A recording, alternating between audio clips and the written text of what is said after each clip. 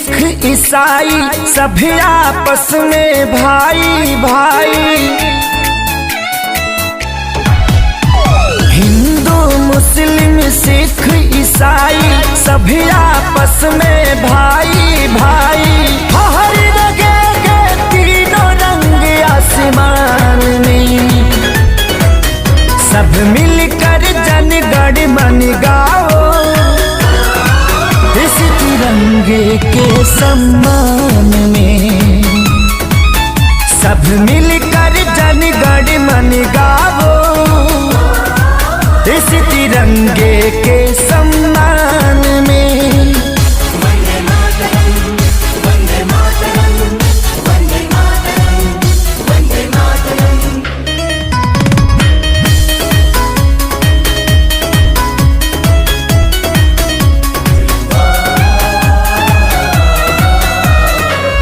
लोगों ने दी कुर्बानी उनका हम पर कर्ज है।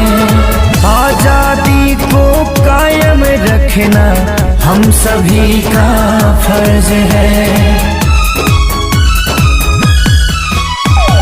इसकी लहर में माँ की ममता बूढ़े बाप की सीख है। मासूम बच्चों की किलकारी विधवा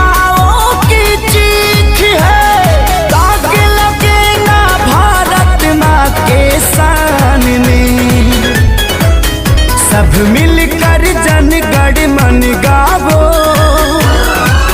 इस तिरंगे के सम्मान में। सब मिलकर जन गण मन गावो इस तिरंगे के सम्मान में। वंदे वंदे वंदे भारत माता की।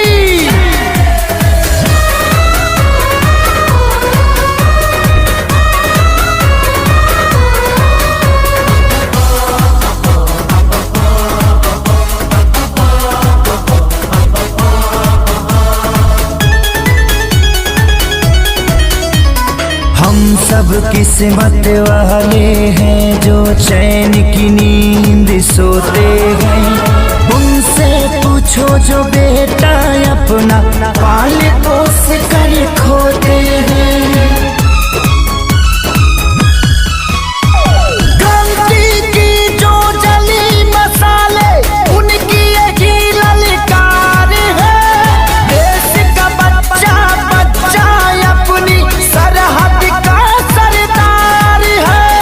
वंदे मातरम गूंजे हिंदुस्तान में। सब मिलकर जन गण मन गावो इस तिरंगे के सम्मान में। सब मिलकर जन गण मन गावो इस तिरंगे के सम्मान में। सारे जहां से अच्छा हिंदुस्तान हमारा, सारे जहां से अच्छा।